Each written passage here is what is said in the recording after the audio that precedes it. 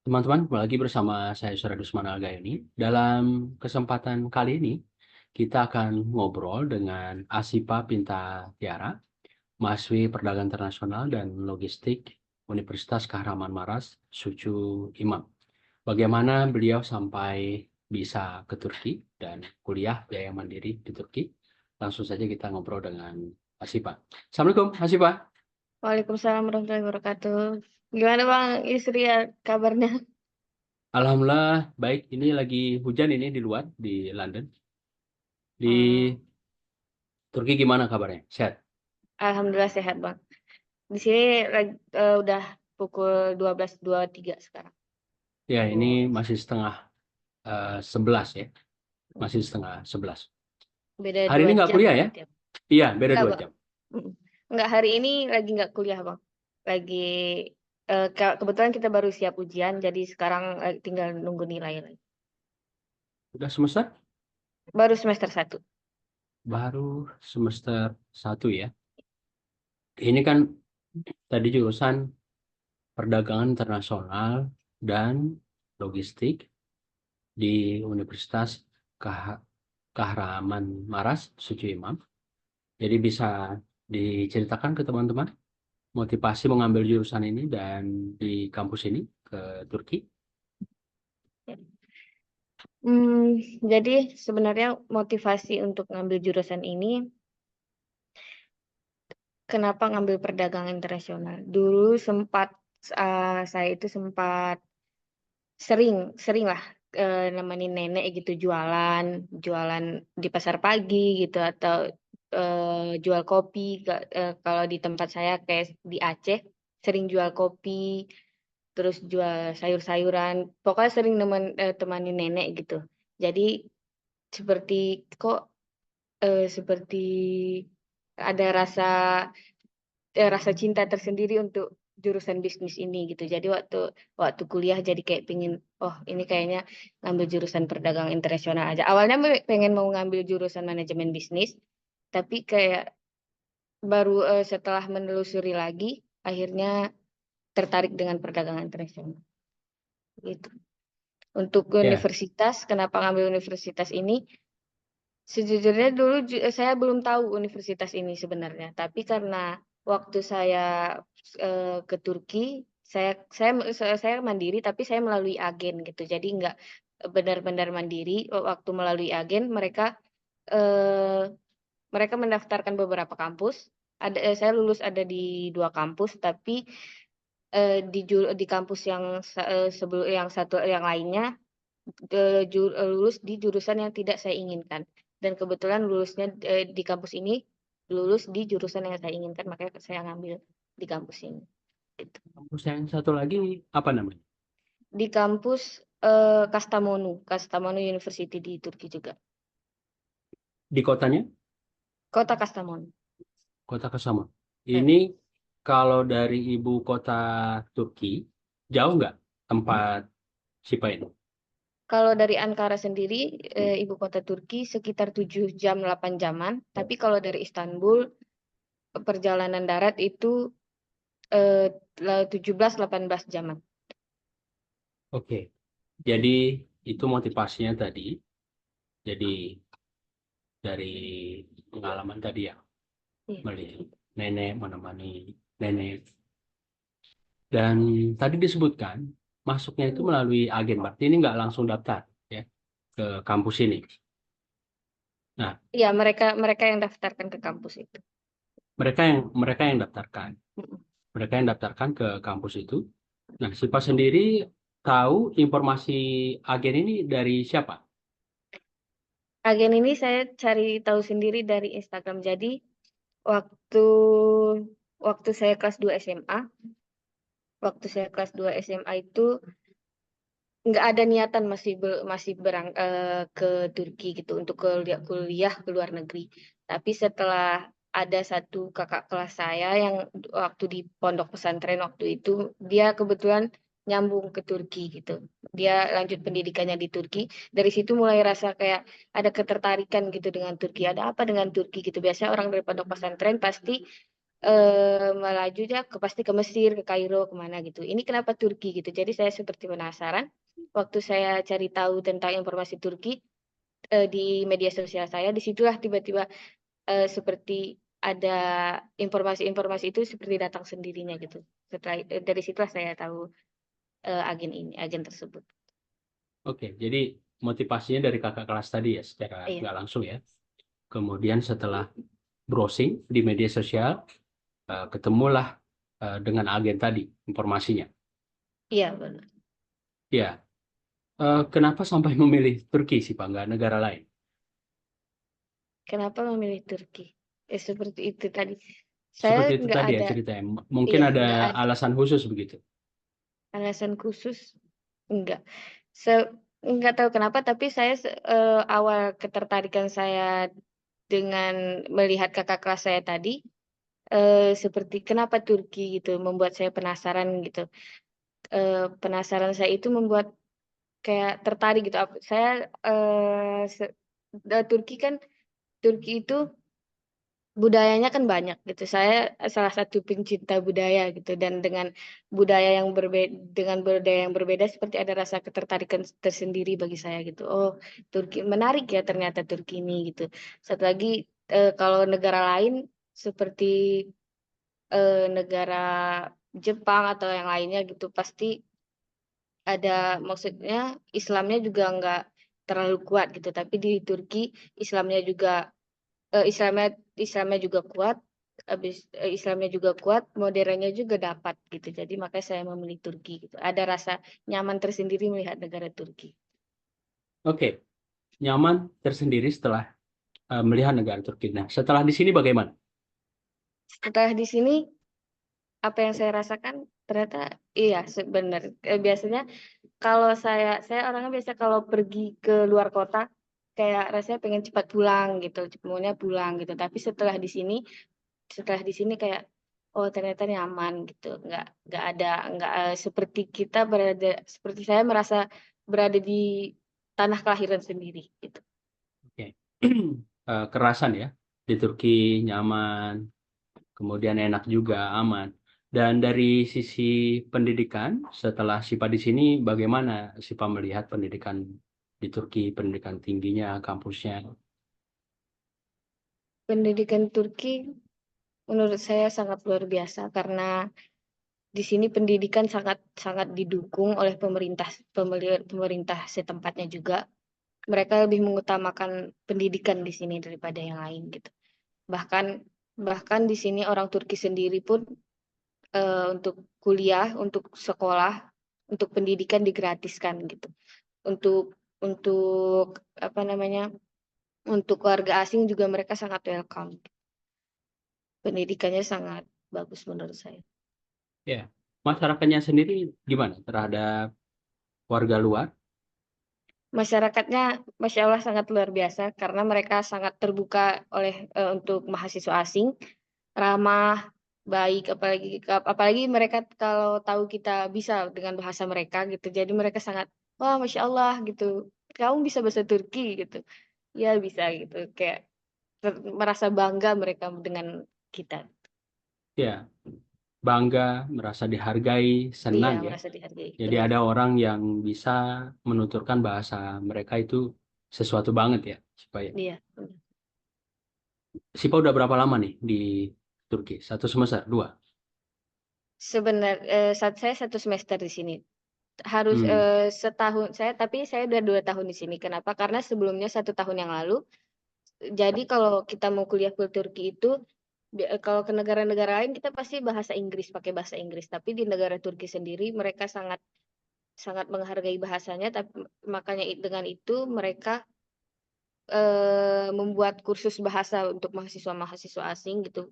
Jadi kita kalau ke Turki memang benar-benar khusus pakai bahasanya sendiri gitu, bahasa Turki sendiri. Jadi kita di sini kuliah dengan bahasa Turki. Sebelum memasuki perkuliahan, kita belajar bahasa Turki dulu setahun di universitas yang kita ingin tuju gitu. baik. Jadi sudah menjalani perkuliahan selama satu semester.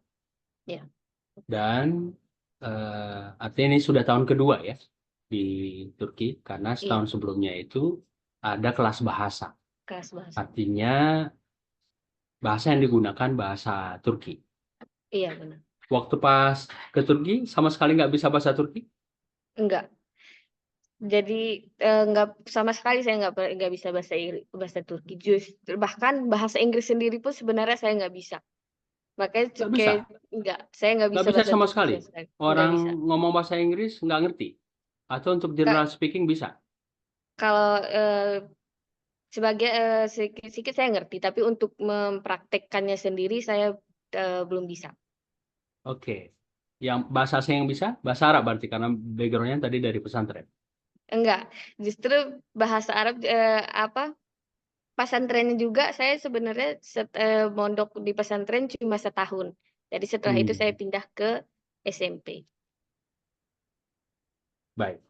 Setelah 1,5 tahun di sini, ini bahasa Turkinya gimana sekarang? Udah lancar? Udah bisa?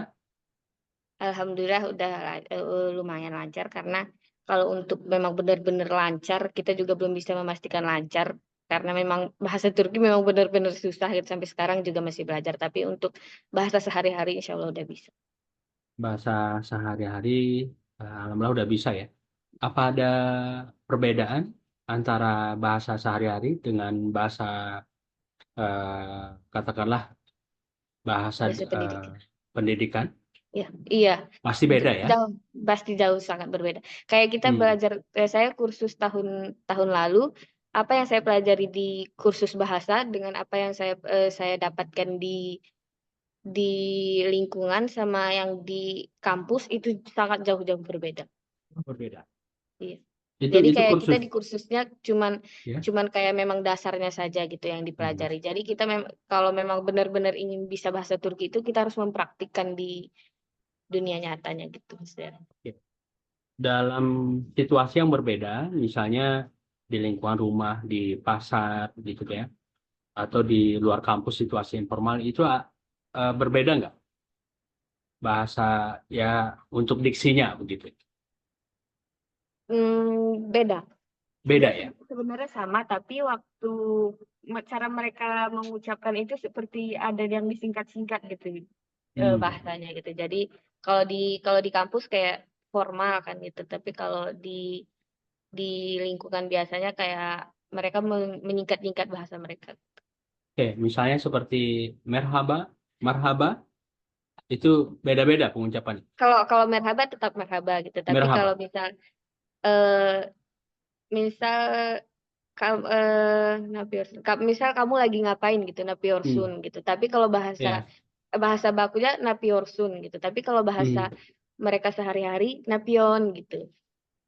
Oke, Disingkat. kalau untuk tasyakurlesh, Teshikurler ada teshikurler juga ada teshikurler, teshikur hmm. ederis, teshikur ederim. Jadi Hmm. kalau untuk orang tua berbeda, untuk kita Oke. sendiri untuk bahasa sehari-hari juga berbeda. Ya, tergantung lawan bicaranya lagi ya. Iya, benar. Nah, untuk Tergantung. dialeknya juga, apakah ada dialek-dialek sesuai wilayah tadi itu? Iya, di sesuai wilayahnya juga ada tersebut. Jadi ini untuk kampus yang standar lah, begitu ya. Jadi untuk lingkungan akademik yang standar, di luar itu informal, dan yang terpenting kita bisa komunikasi. Kita ngomong orang ngerti dan sebaliknya begitu sih Pak ya. Iya, benar. Oke. Tadi disebutkan dari Aceh. Si Pak sekolahnya di Aceh dulu. Iya, saya di Aceh Tengah, Aceh Tengah di Takeng. Oh di Aceh Tengah, di Takengon. Iya, benar. SD sampai SMA di sana. Iya, SD saya di SD swasta Budi Dharma. Jadi agak Hmm, melenceng sedikit Bang. SD swasta Budi Dharma. Jadi itu ya. sekolah sebenarnya seperti ada campuran sama orang Kristen gitu. Hmm, Sekolah SD Budi campur Dharma. ya, Iya, Muslim dengan non-Muslim ya, iya, Muslim sekolah dengan swasta. non Muslim gitu. Iya Jadi ya. SD, habis itu SMP saya sempat mondok setahun di Raudatul Hasanah di Medan, Sumatera Utara. Habis itu setahun kemudian saya pindah SMP ke SMP Negeri 10 Takengon di Aceh. Lalu saya SMA-nya di SMA Negeri 8 Takengon juga, di Takengon juga di Aceh. Baik, ini sebelum kita bahas sekolah, kuliah ini kan sudah 1 semester ya. Jadi apakah kegiatan akademik saja dalam arti di kampus begitu, di luar akademik, apakah ada kegiatan lain juga ekstranya yang diikuti, sih Pak? Untuk saat ini ada. Mhm, Saya aktif di organisasi. Tahun lalu saya aktif di organisasi Perhimpunan Pelajar Indonesia Turki mhm. dan eh, IKMAT, Ikatan Mahasiswa Aceh Turki. Saya aktif di dua organisasi itu Kalau untuk di sekarang. kampusnya sendiri, Kampus ada himpunan sendiri, mahasiswa jurusan? sebenarnya untuk kampusnya sendiri untuk sekarang saya masih online, Bang. Kenapa? Karena Hmm, sebenarnya tahun lalu itu di kota saya sempat ada musibah gempa Turki yang berkuat kebetulan pusatnya di kota Kahramanmaraş berkekuatan 7, berapa skala liter kemarin gitu. Jadi untuk sekarang kenapa online? Sebenarnya beberapa fakultas sudah ada yang masuk, tapi beberapa fakultas lain tidak masuk. Kenapa? Karena banyak mahasiswa luar yang datang kemari belum ada tempat tinggal gitu. Jadi sekarang pihak kampus tengah mempersiapkan asrama dan rumah-rumah untuk mahasiswa-mahasiswa yang dari luar. ya. Dan ini kita ke soal biaya, karena mandiri. Jadi bisa disampaikan ke teman-teman kalau misalnya biaya mandiri itu di Turki berapa kira-kira untuk uang kuliah, kemudian sewa rumah berapa, biaya hidup sehari-hari berapa gambaran.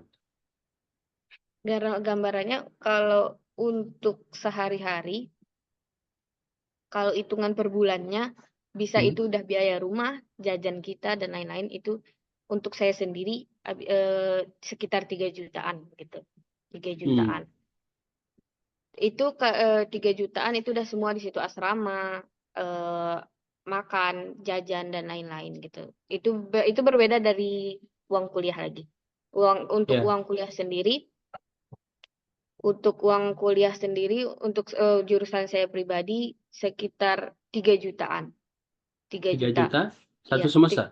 iya satu semester 3 juta. Jadi kalau satu tahunnya 6 juta kalau untuk Oke. jurusan saya sendiri. Ya Terus artinya, ya terus. mhm. Terus kalau sekarang tahun lalu saya tahun lalu tinggal di apartemen, tapi di apartemen itu per bulannya sekitar 2 juta, ya 2 juta.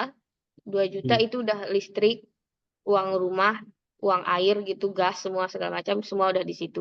Itu 2 juta. Tapi untuk sekarang ini saya di asrama pemerintah. Lebih murah lagi biaya di asrama pemerintah. Kayak saya sekarang dia saya di asrama, dia dari pemerintah sendiri mereka memberikan seperti beasiswa. Ada beasiswa 4 juta, kalau dirupiahkan sekitar 2 juta setiap tahunnya. Tapi karena sekarang di sini di Turki lagi inflasi, jadi kalau 2 juta 2 juta di 2 jutanya di Indonesia, kalau di sini sekitar 4 jutaan gitu, Bang. ya, ya Heeh. artinya ini kan cukup murah ya sih Pak ya. Iya, Kalau satu semester 3 juta SPP dan tadi untuk housing gitu ya, akomodasi, biaya hidup sebulan ya berkisar tadi 2 juta ke 3 juta, ini masih terjangkau. Dibandingkan Indonesia justru lebih murah ya. iya, dibandingkan di Indonesia lebih murah. Karena saya sempat daftar juga waktu itu di Unsiah, saya lulus di Unsiah juga waktu itu, Bang.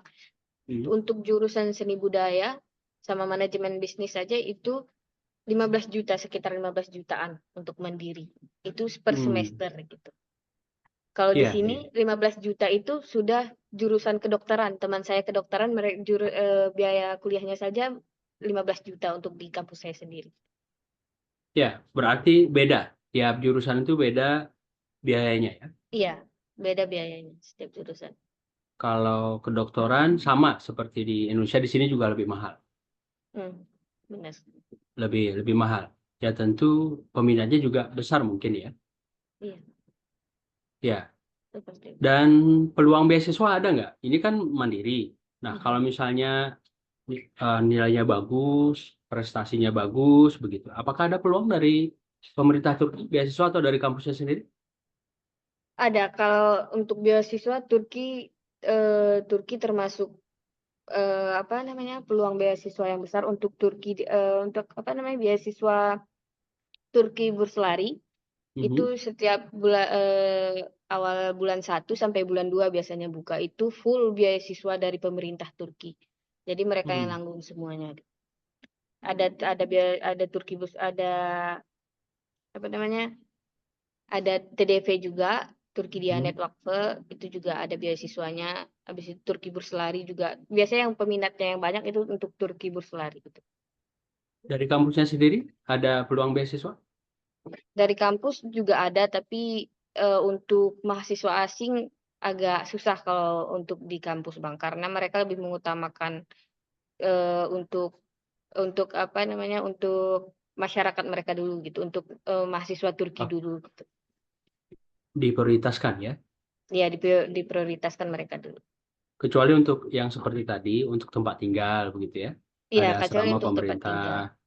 Oke. Itu juga untuk asrama pemerintah juga sebenarnya agak sulit didapatkan gitu, Bang. Hmm. Sulit didapatkan untuk mahasiswa asing sendiri. Ada cuma hanya beberapa kota yang mudah untuk didapatkan asrama pemerintahnya gitu. Karena sebagian di kota-kota yang lain untuk mendapatkan asrama itu sendiri juga sulit, banyak banyak apa namanya, banyak persyaratannya gitu. Iya, oke. Dan ini kita cerita sekolah ya. Tadi kan suka seni budaya. Suka seni budaya. Dari sekolah itu aktif di kegiatan seni budaya di samping kegiatan belajar di sekolah. Iya, saya di sekolah aktif di berbagai sebenarnya saya aktif di banyak apa namanya, di berbagai bidang ekstrakurikuler, tapi saya Mhm. lebih aktif di bidang keseni budayaan gitu, seni budaya. Hmm. Terus untuk di luar apa namanya, untuk di luar sekolah juga saya sebenarnya aktif di sanggar gitu, Bang. Sanggar Iya, tari, sanggar tari dan musik di iya. Aceh. Sanggar tari dan musik. Sanggar apa namanya? Sanggar Renggali. Sanggar Sanggar kali ya? Iya, benar. Iya. Ini dari SD sampai SMA di Sanggar tadi. Enggak, saya masuk di sanggarnya waktu SMA. Hmm. Untuk SMP-nya karena saya waktu itu sempat Di istilahnya pondok ya. sempat di pondok juga, habis itu jadi aktifnya di sekolah aja gitu. SD juga aktifnya di sekolah. Ya, berarti ini memang basicnya si Pa ini dari sekolah itu udah aktif ya. Jadi kegiatan intra, ekstra, dan ini kegiatan intranya bagaimana? Eh, Secara prestasi di sekolah? Secara prestasi di sekolah, untuk sebenarnya saya untuk kalau lomba-lomba jarang sebenarnya saya mengikuti, Bang. Hmm. Jadi saya cuman aktif aja gitu. Kalau untuk lombanya, kalau untuk lomba-lomba saya jarang mengikuti gitu. Oke, selain seni budaya tadi ikut sanggas, apalagi kegiatan ekstra yang diikuti waktu pas SMA, SMP tadi? Kepramukaan, Hmm. habis itu pramuka peduli, seperti itu. Saya aktif di sekretariatnya juga waktu itu, waktu SMA. Setelah itu di saya sempat ikut paskibraka juga sebenarnya, padahal badan saya sebenarnya tinggi badan saya nggak sampai Nggak 150 sampai ya. gitu. Jadinya, Tapi saya pengen nyoba aja gitu, nggak apa-apa, yang penting saya coba aja kayak gitu. tapi terpilih dulu, Enggak, masuk. karena saya udah tahu saya nggak, kalau saya Ya, ikut pun pasti saya nggak lulus gitu. Jadi saya hanya mencoba aja gitu. tapi ikut seleksinya. Ya Nah, ikut seleksinya itu. saya pun dulu ikut sih Pak, 2001. Ya karena tingginya cuma 165, jadinya pasukan 45 belakang. Ya ini kebetulan sama-sama dari Takengon. Ya SMA 1 dulu. Berarti Oh, kalau SMP 10 kita satu alma mater berarti ya. oh iya Dulu iya Bang, berarti. ya dulu namanya kan itu SMP 2 Bubesan ya. Iya, lulusan betul. Ya, berarti ini SIPA ini junior saya. Saya Iya tamat benar. 99. Saya. SIPA alumnus tahun berapa berarti? SMP 10. SMP 10 saya tamatan 2017 2018. Wah, 2017 18 jauh di bawah Jauh. saya berarti. Ya, Iya, jauh. ini kita cerita keluarga ini. SIPA ini berapa bersaudara? Saya 3 bersaudara, saya yang paling besar. Satu adik saya yang nomor 2 dia perempuan, dia juga Hmm, sekarang eh, sudah mahasiswi di hmm, Universitas Yakuala di Banda Aceh, jurusan manajemen informatika, dan yang ketiga di cowok sekarang sekarang naik SMA. Baru tamat SMP mau masuk ke SMA. iya. Orang tua sendiri pekerjaannya apa? Bapak Ibu? Untuk untuk ayah sendiri, untuk ayah sebenarnya ayah dulu pernah jadi gecik juga, habis itu pernah Hmm, di kantor camat, sekarang menetap di Satpol PP di Takenggo, Satpol PP di Takenggo. ya, becik Oh ya. teman-teman. Kalau bahasa daerah kami, bahasa Gayo, kepala desa, Oh ya, iya. kepala desa. Kalau ibu, Kalau ibu sendiri ibu rumah tangga. Jadi hanya ibu, ayah yang bekerja. ya, tapi ibu rumah tangga juga pekerjaannya banyak. Iya, Itu benar. dari bangun sampai tidur itu nggak selesai-selesai pekerjaan, Betul. ya. Jadi luar biasa. Ini jadi ibu ini luar biasa, pekerjaannya juga luar biasa. Jadi di balik kesuksesan anak-anaknya nggak terlepas dari sosok orang tua ini ya, apalagi ibu. Nah, ini sih Pak, nilai yang ditanamkan orang tua ini apa nih ke Sipa dan adik-adik ya, sampai Sipa berani bertarung, keluar, merantau, sampai ke Turki. Nilai yang ditanamkan. Sebenarnya dari dulu orang tua selalu mendukung apapun yang saya ingin capai, apapun yang saya ingin lakukan gitu, orang selama itu baik untuk saya, orang tua selalu mendukung gitu, apalagi urusan pendidikan gitu Bang. Jadi itu dengan dukungan mereka itu sebenarnya memotivasi saya seperti apapun ingin saya coba gitu.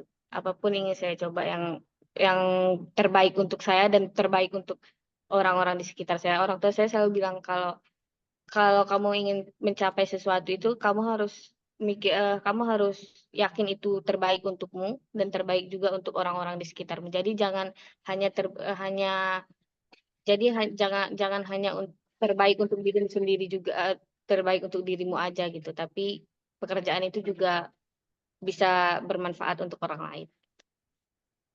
Oke, ada hal yang paling berkesan dan sampai sekarang masih diingat dan Sipa amalkan dari nilai-nilai yang ditanamkan oleh ayah dan ibu tadi.